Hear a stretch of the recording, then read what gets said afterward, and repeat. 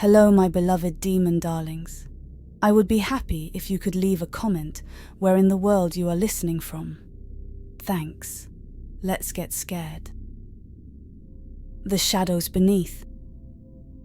I never thought much about the paranormal, demons, or malevolent spirits.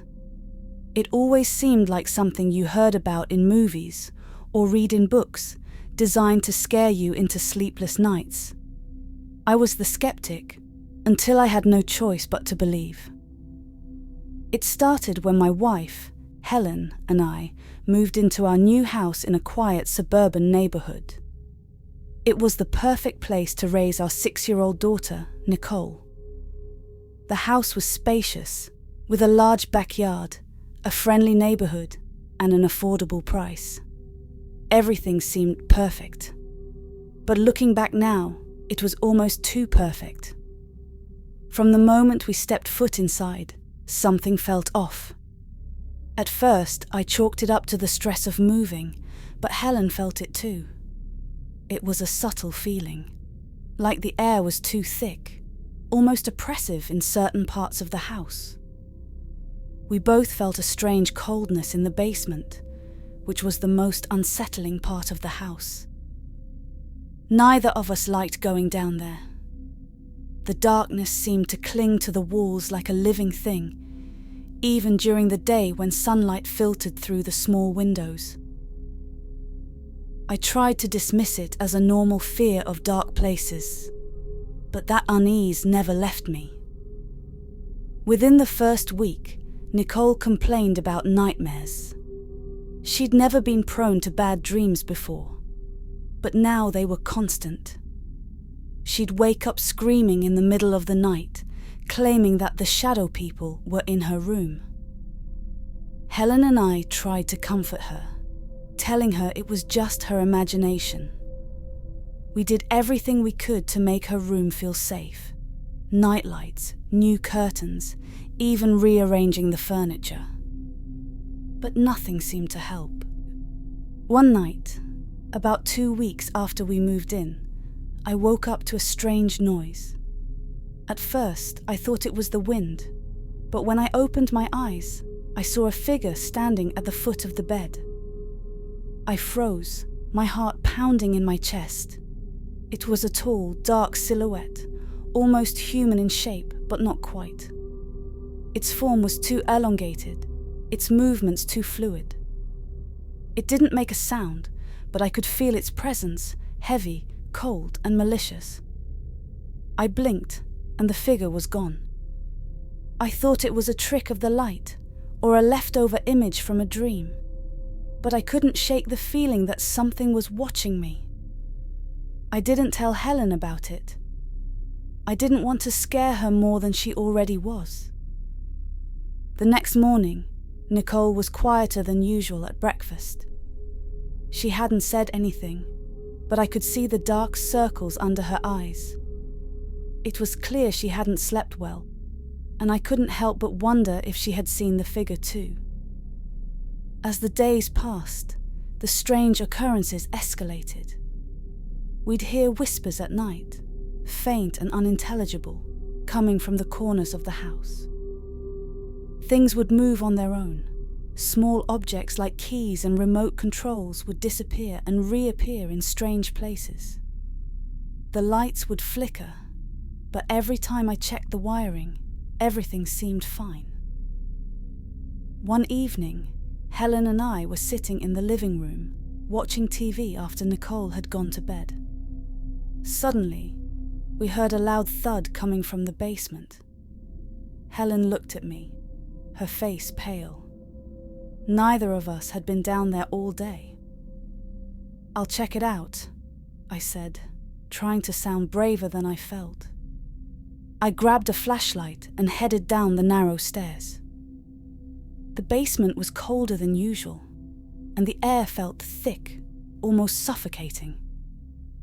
I scanned the room with the beam of the flashlight, half expecting to see an intruder or a fallen box. But there was nothing out of place.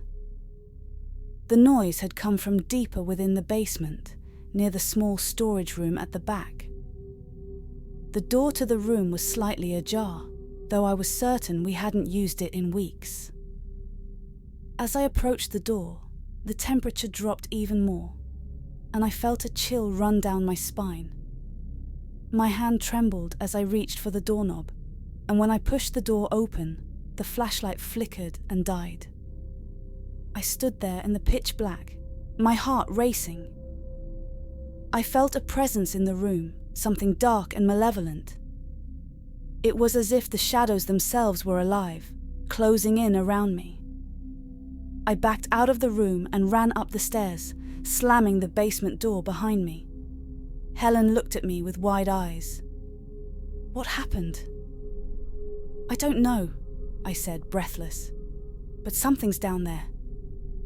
That night, the nightmares came for me. I dreamed of the shadow figure standing over my bed, its black eyes staring into mine. It whispered my name in a voice that was both familiar and foreign, like a distorted echo of my own thoughts. I woke up drenched in sweat, my heart pounding. From then on, the activity in the house grew more intense. The whispers became louder, more insistent, and now they spoke in words we could understand. They would call out to us, by name. "Helen, Nicole, come closer." One night, Nicole woke up screaming again, but this time, she wouldn't stop crying. She was inconsolable, and when we asked her what was wrong, she kept saying, "He's here. He's in my room." Helen and I rushed to her bedroom, but when we entered, the air was so cold, we could see our breath. Nicole's bed was shaking violently, as if someone was holding it and rattling it from underneath. I grabbed her and pulled her into my arms, and the shaking stopped. But as we turned to leave the room, we saw it. The shadow figure stood in the corner, its tall, twisted form barely visible in the darkness. But its eyes, they were glowing a sickly yellow, staring at us with an intensity that sent a chill through my body. It didn't move, but I could feel its malice, its desire to harm us. We ran out of the room and didn't stop until we were downstairs. Helen was shaking, her face pale. "We need to leave," she whispered. "We need to get out of here." But we couldn't leave. This was our home, and we had no other place to go. We considered calling a priest or a medium, but we didn't want to admit to ourselves that something supernatural was happening. We tried to rationalize it. Maybe it was stress, or maybe we were just imagining things. But deep down, we knew the truth. The house was haunted by something evil, something that wanted to hurt us. The final straw came one night when I was home alone. Helen had taken Nicole to her sister's house for the weekend, hoping a change of scenery would help her sleep better. I stayed behind to try to figure out what was going on in the house. I wanted answers, and I was determined to find them. It was late, and I was sitting in the living room, trying to focus on my work, when I heard a sound. At first it was faint, like a distant whisper, but it grew louder, more distinct. It was coming from the basement.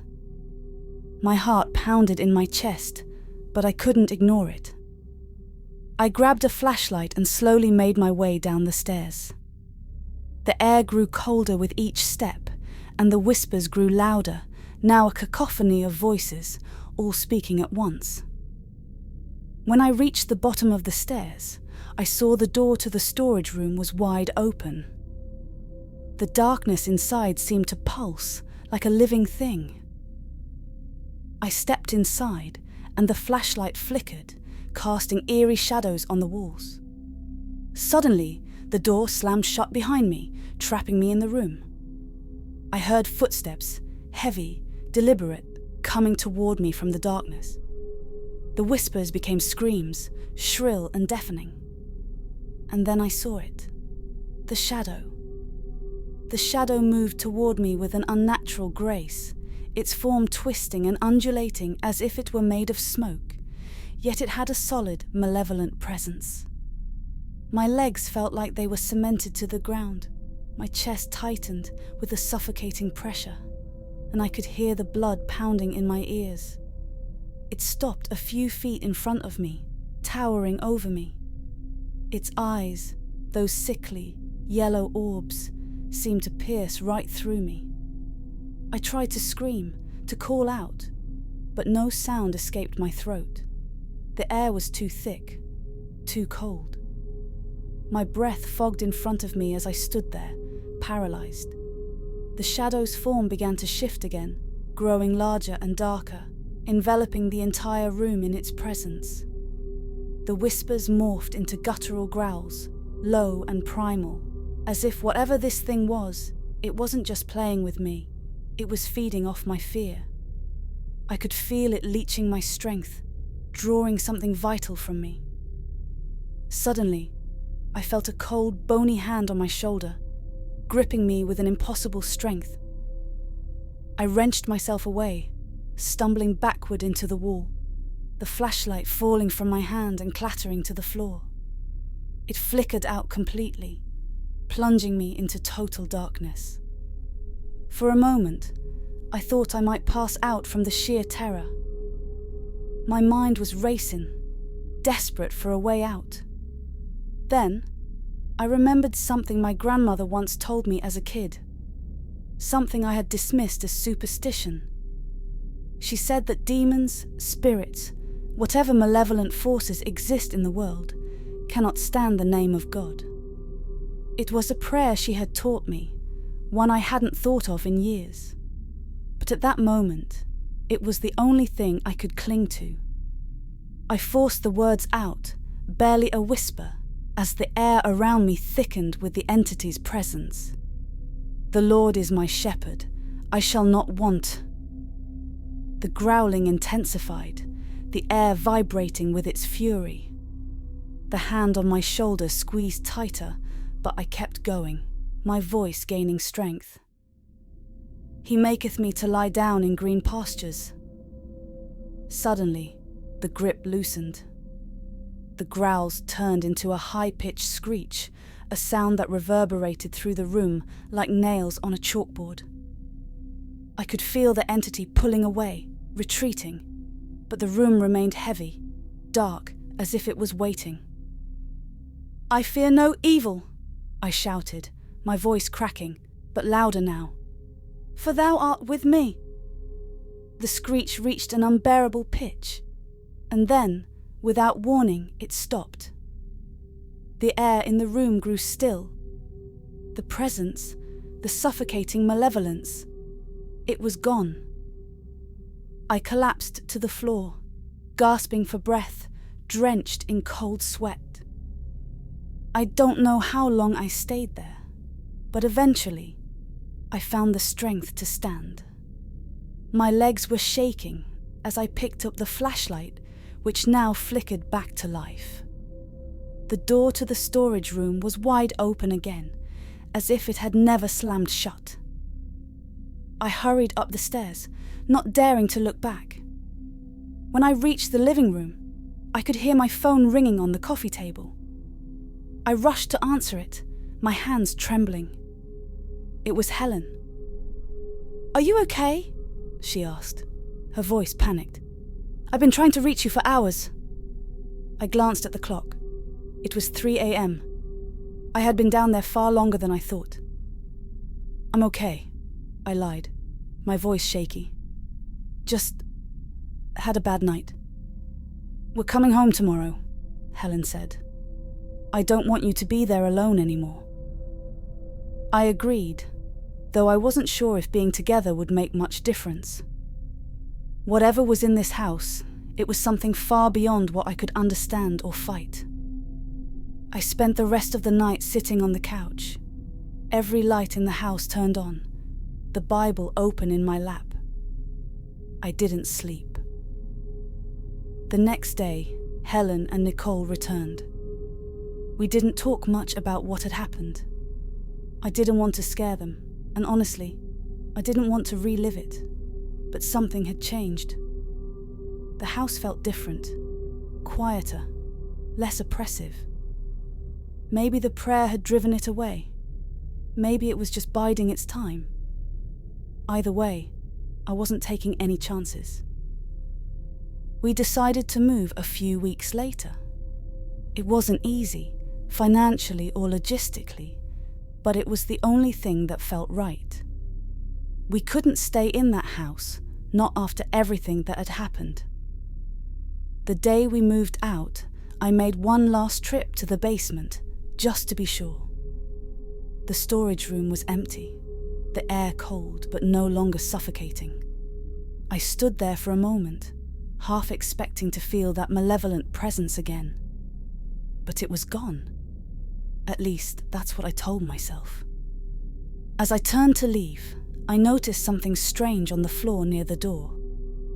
It was a small, charred mark, almost like a handprint, burned into the concrete. I felt a chill run down my spine, but I didn't stick around to examine it. We left that house behind, but it left a mark on all of us. Nicole stopped having nightmares after we moved, and Helen seemed more at peace.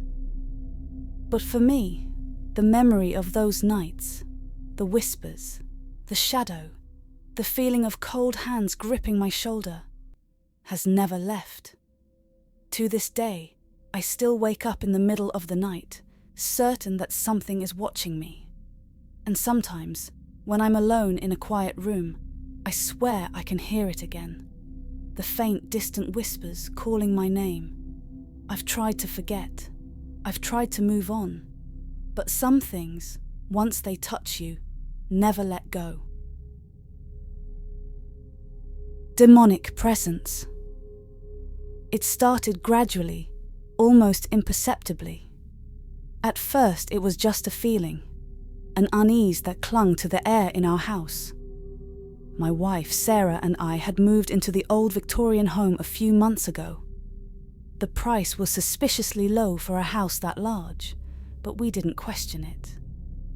We were eager to start a new chapter, to make a home for our soon-to-be-born daughter. The first sign something was wrong came late one night. Sarah had gone to bed early, exhausted from her pregnancy, and I stayed downstairs, sorting through some boxes. As I was stacking a few in the corner of the living room, I heard what I thought was Sarah calling my name. Daniel. It was faint but unmistakable. I paused, setting the box down and listening. Sarah, are you okay? No response. I walked to the foot of the stairs, craning my neck to listen. Silence. I sighed, figuring she had already fallen asleep. But as I turned back to the living room, I heard it again, clearer this time. My name, spoken with a breathy, almost hollow quality. Daniel. I froze, my heart pounding in my chest. It hadn't come from upstairs. It was coming from behind me, from the darkened hallway that led to the kitchen. Swallowing hard, I stepped toward the hallway. Sarah, I called again, my voice shaking now, but I knew it wasn't her. The sound wasn't right, didn't belong in the world I knew. My instincts screamed at me to stay away, to run upstairs and wake Sarah, but something pulled me forward. The hallway was dark, the dim light from the living room barely reaching the threshold. I took a step inside, feeling the weight of the air around me shift, like stepping into a different reality. Then I heard it, a low guttural growl, so faint I almost thought I imagined it. Chills ran down my spine, and I backed up, my breath quickening. I didn't stick around to investigate. I bolted upstairs and locked the bedroom door behind me. Sarah was fast asleep, blissfully unaware of whatever had just happened. I didn't sleep well that night. Over the next few days, the strange occurrences escalated. Sarah started complaining of cold spots in the house, particularly in the nursery. "It's weird," she said one morning, rubbing her arms. "I keep feeling like someone's watching me when I'm in there." I tried to brush it off, not wanting to worry her. "It's probably just the old house settling. These places are drafty." But I knew it wasn't the house. Not really. The whispers became more frequent. I'd hear them when I was alone.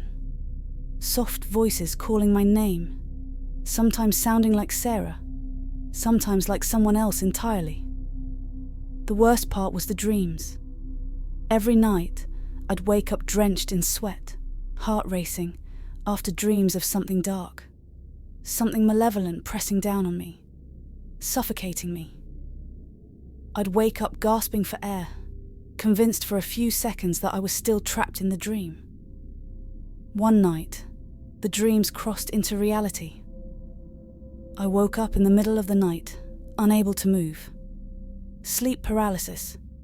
I'd experienced it once or twice before, but this time, it was different.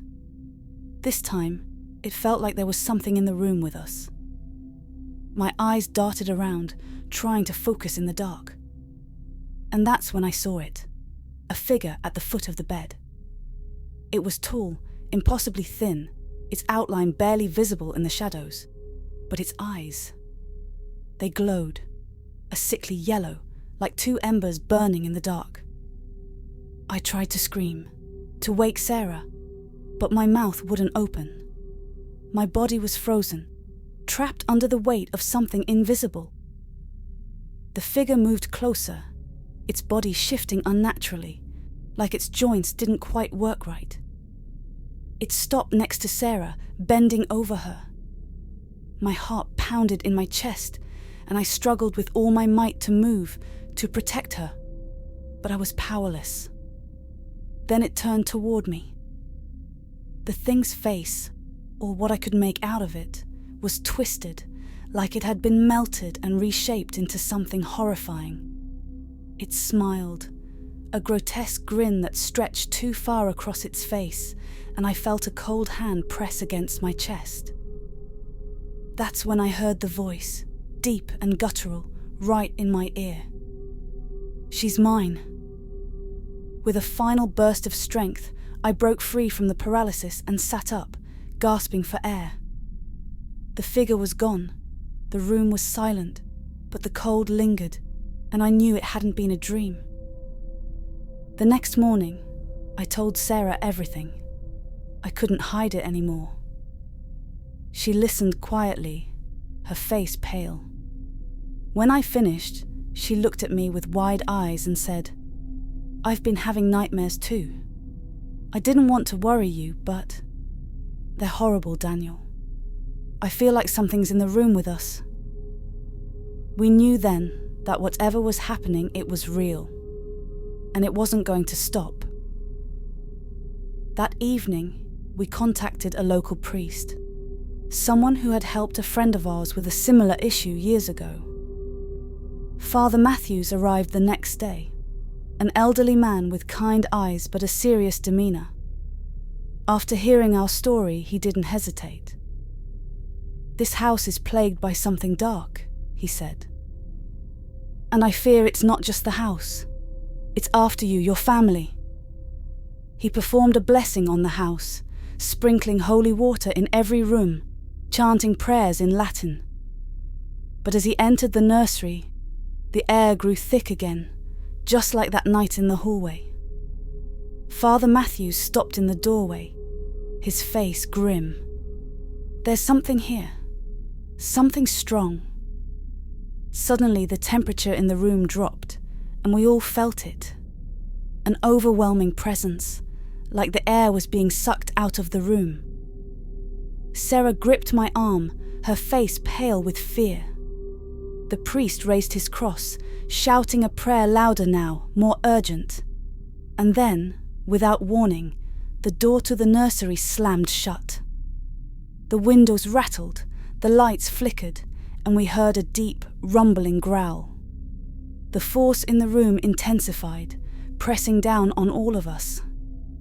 I could see Father Matthews's hand shaking as he held up the cross, continuing to pray.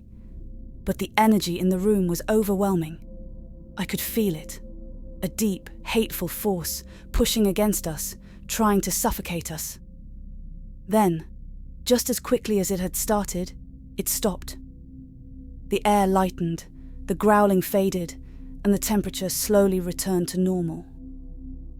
The house was silent again, but the priest's face told us everything we needed to know. This wasn't over. For a few days, things were calm. Sarah and I thought maybe the blessing had worked.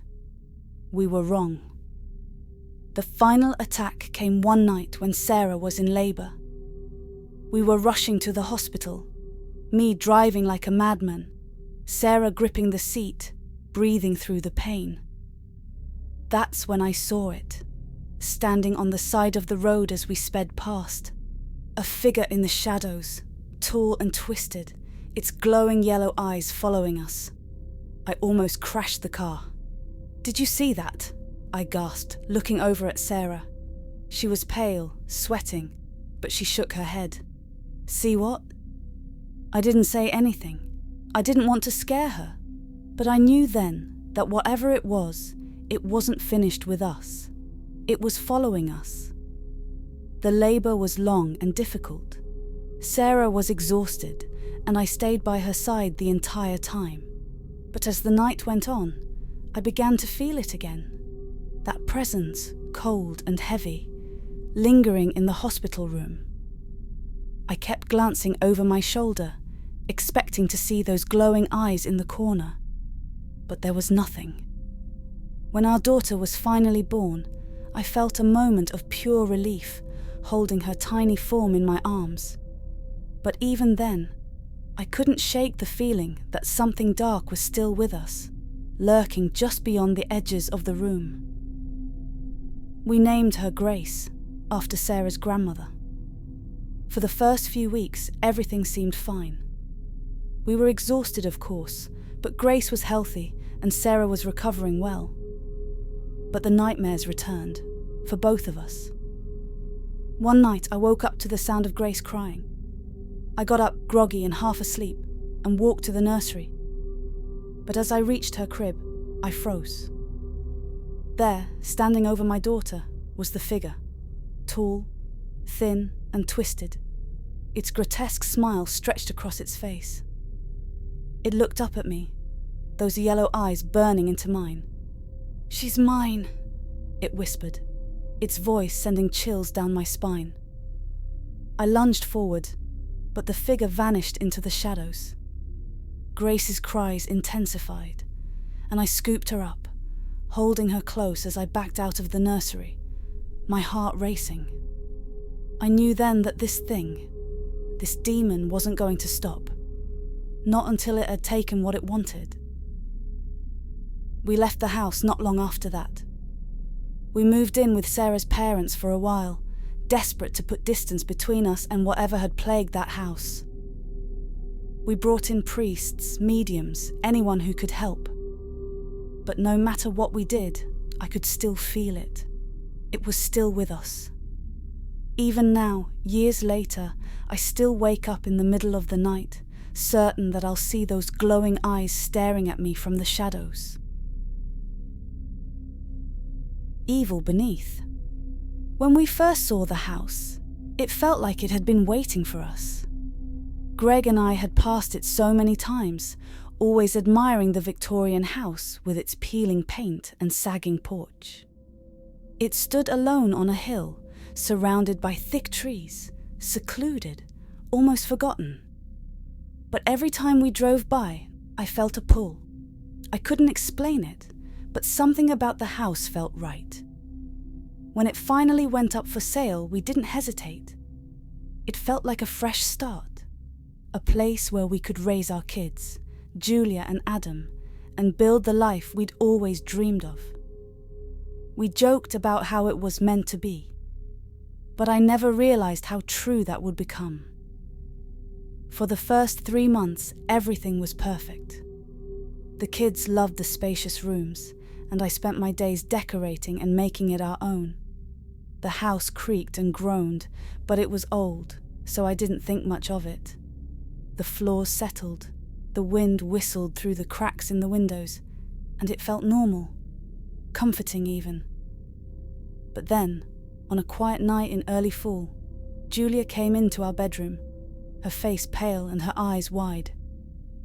"Mum, I can't sleep," she whispered, tugging at my blanket. "There's something in the wall." I blinked, groggy from sleep, and reached for her hand. "It's probably just mice, sweetheart. Old houses have all sorts of noises." She shook her head, her bottom lip trembling. "No, Mom, it's scratching and rattling." I sighed, my heart heavy with that motherly instinct that tells you when something's not right. I followed her back to her room, climbing into bed beside her. As I lay there, I tried to listen for the sounds she mentioned. At first, there was nothing but silence. But then I heard it, a soft, persistent scratching, like nails on wood, coming from inside the wall. Then came the rattling, a soft, metallic clinking, as if something were trying to get out. My skin prickled with unease, but I smiled for Julia's sake. "We'll call someone to take care of it. Probably just pests." But in the pit of my stomach, something darker churned. The following weekend, Greg's brother Raymond came over to help clear out the basement. The previous owners had left behind a mess of old furniture. Dusty tables, creaky chairs, an old bookshelf that looked like it hadn't been touched in decades. The basement was dimly lit, cold, and smelled of mildew, but we wanted to reclaim the space. As we worked, Raymond pointed to the ugly green carpet in the center of the room. "Shouldn't we get rid of that too? Looks like it's been here since the 70s. Greg agreed, and they started to roll it up. I stood by, watching as the faded, stained carpet peeled back to reveal the concrete floor beneath. But as they pulled it away, I gasped. Etched into the floor was a pentagram, its lines faded but unmistakable. "Oh, spooky," Raymond laughed, trying to lighten the mood. "Probably some kids messing around. Nothing to worry about." Greg chuckled, but I couldn't shake the growing unease twisting in my chest. There was something about the symbol that felt wrong. It radiated an energy I couldn't explain. And though I tried to laugh it off, the feeling stayed with me long after the carpet had been tossed out. That night, things escalated. Greg went to the kitchen for a drink of water, only to find all the chairs stacked in a perfect pyramid on top of the kitchen table. Every chair was balanced, impossibly so, and he stood frozen, unsure of what to make of it. Eventually, he took them down, placing them back on the floor, and came back to bed without saying a word to me. He didn't want to worry me, I suppose. But the next morning, I found the chairs stacked again. This time, I knew something wasn't right.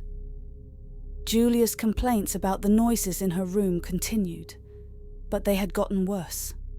The scratching had turned into knocking, and the rattling grew louder each night.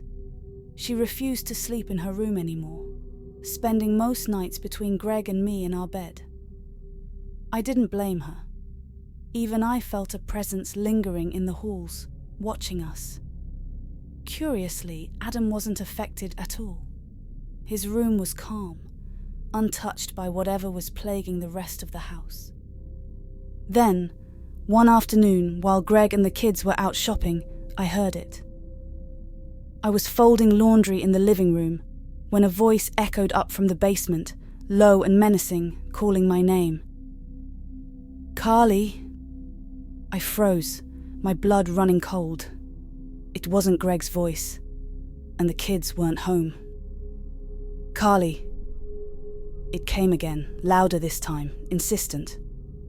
I don't know what possessed me to move. But I did. I grabbed the flashlight and made my way to the basement door, my heart hammering in my chest. Each step felt heavier than the last as I descended the creaking stairs. The air was cold, unnaturally so, and my skin prickled with the sensation of being watched. When I reached the bottom, my eyes were drawn to the pentagram. It seemed to hum with a dark energy, like something was stirring beneath it. And then, from the center of the pentagram, a shadow began to rise. It was tall, impossibly tall, cloaked in black.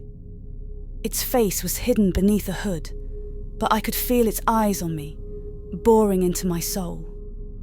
The room filled with the sound of a terrible wail, and the thing, whatever it was, let out a deafening scream.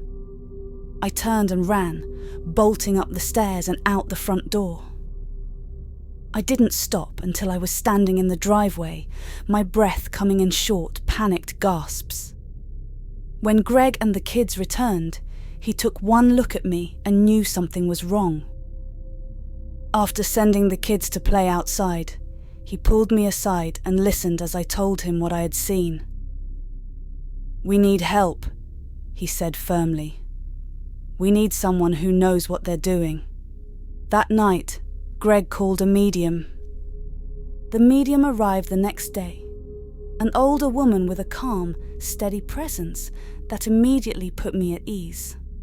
But the moment she stepped into the house, her face darkened. "There's something here," she murmured.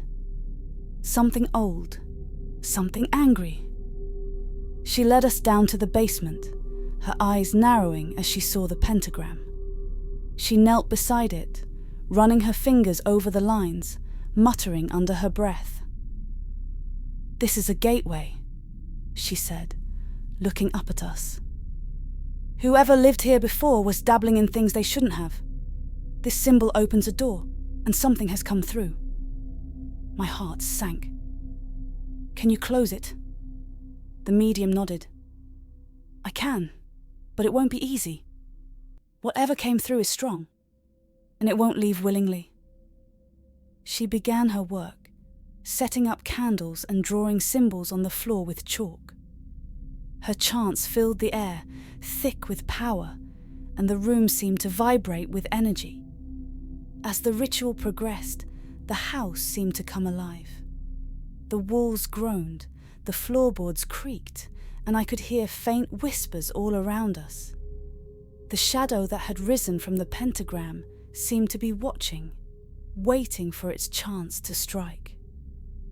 But the medium was relentless, her voice rising as the ritual reached its peak. And then, with a final resounding chant, the room fell silent. The pentagram's glow faded, and the cold, oppressive weight that had hung over the house lifted.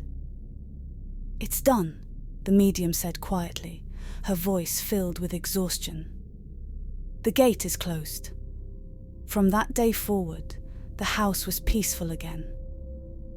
Julia returned to her room, the scratching and rattling a distant memory. The shadows no longer lingered in the corners, and the house finally felt like the home we had always dreamed it would be. But I knew one thing for sure. We had been drawn to the house for a reason. It had chosen us, and we had faced its darkness head-on. We were safe now. But I would never forget the shadows that once lurked beneath our feet. Thanks for listening. Bloody subscribe and stay with us, unless you'd rather face your nightmares alone. Good night.